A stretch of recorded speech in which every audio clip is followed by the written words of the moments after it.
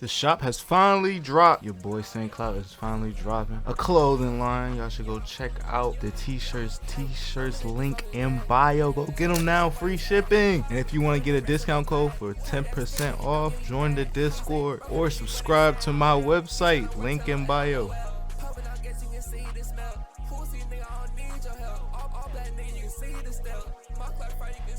What I really want to shed some light on is the inconsistency with Kankan's music. This man drops the most godlike EPs. Anything. He drops anything but albums. Every time this man drops an album, I'm disappointed. Some may say he's a fraud and he just can't make albums. Some may say Kankan don't even give a fuck when he making an album. Or Kankan's music is not an album worthy thing. This man Kankan doesn't have the best track record of dropping albums. I feel like this man Kankan does not put enough hard work when making an album. He just says, fuck, I'm putting a bunch of songs together and whatever sticks. Cause every time I hear an album, it's just like, that's it. That's what we got. That's it. That's Kankan. That's the Kankan album. I got that from RR. There was only 2 songs I fucked with on the album. Take It a Trial. And I think it was 2 other songs. Shout out to 30 Nick for this godlike beat and Kankan for picking this beat. Song is beautiful. 10 out of 10 song. And I feel like this is peak Kankan music. I'm not even gonna lie. Like movies. That little nigga yesterday, he didn't go like, okay, prove it. And then maybe that truck be coolin'. Yeah, yellow boy gon' make me do it. No, I did with that fire. Yeah, little nigga better not try. Yeah, that's how you die. My killer take it to trial.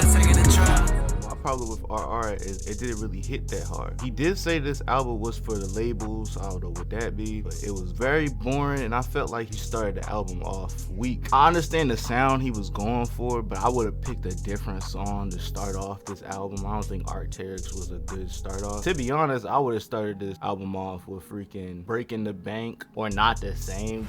These niggas ain't no go. These niggas ain't no shit. Walking the store with a pole, bro, in the blow that bitch. That boy, but no, he not. That boy, but he not getting. He didn't really have that many fast, not really rage, but like the only really hype songs on this was really the ones with Yeet. But he should have started the song off with something different. And I just felt like the songs on here were pretty forgettable. The only ones that really struck my ear was Milan. I didn't really like Junie's verse. Take It to Trial. And that's it. The rest of this album was very forgettable.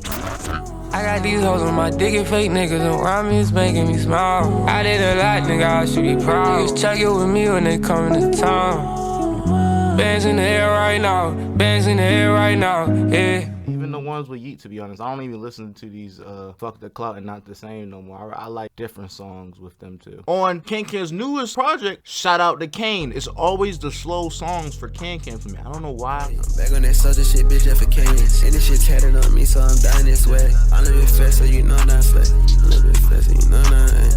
It's just like when he hops on those certain type beats, the nigga turn to Jesus, this nigga turn to God. I don't know what happened. And then I press skip or go to the next song and then I'm like, damn, this nigga done turned to Hitler. That shit crazy. Switched in the span of 2 seconds. Now for Way Too Geeked, the problem with this album, and that's a lot of the 20 song albums, is that it was too much fluff. There was a few songs that could have been left off this album, and I think if they were left off this album would have been 10 times better. There was more bangers on here than it was on RR, without a doubt. But I also feel like it took a little while to get to them songs. There's a lot of bangers on this album that you would probably miss because it's 21 songs. But I do feel like Kankan has improved and this album is way better. But I do feel like this album was missing features. I really wanted to hear Goonie and other people that he be around on his albums. But I also felt like it was a solid project. But it still felt like I was missing something. For my OGs who've been watching the channel, y'all know I used to do a lot of album reviews and sometimes tape reviews, but the reason why I haven't really been doing them is because these niggas albums sometimes ain't worth reviewing. They be saying a date or they be saying it's coming and then it coming, I just be like, damn. Or they say it's what caused something and then they change the name 20 times. Yeah, I'm looking at you, Summers. Like I low-key should start reviewing albums again. I low-key want to double back into that, but these niggas be lying about dates and I'm just like, y'all niggas is not Cardi. I'm not doing this. Tell me a date so we can get a damn date. I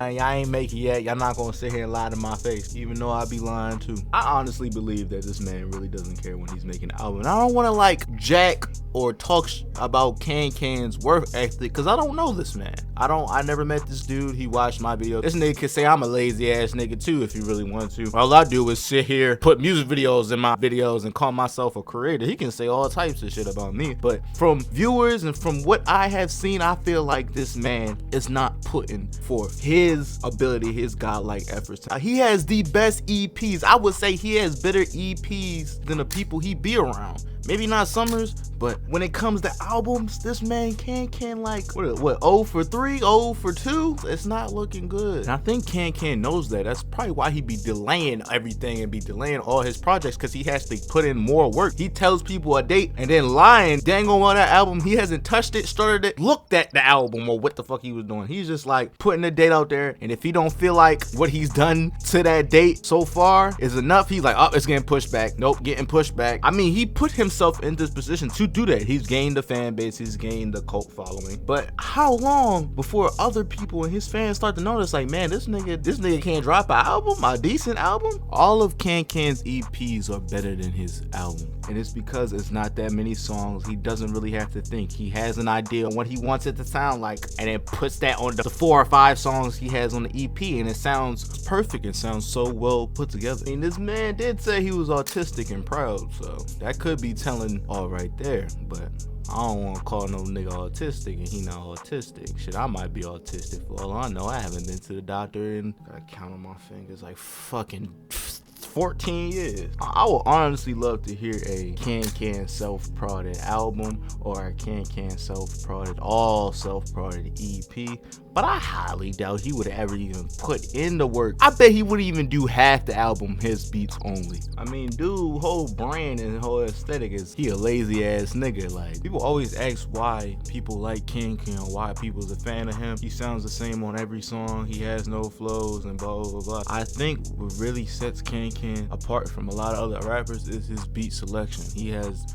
probably the best beat selection in the underground. Plus, he's also his own producer, so he knows what sounds nice. He just doesn't produce for himself like that. If Kankan really wanted to set aside the time to make a self-prodded album, I swear to God that bitch would go #1 or maybe top 5. Why don't you just drop a Lucky X Kankan EP or a Lucky X Kankan album? That would be goated. 10 songs, Lucky Can. That's like some Drake and Future shit right there. Why haven't we seen that yet? Plus Goonie on there too. That's a goated album.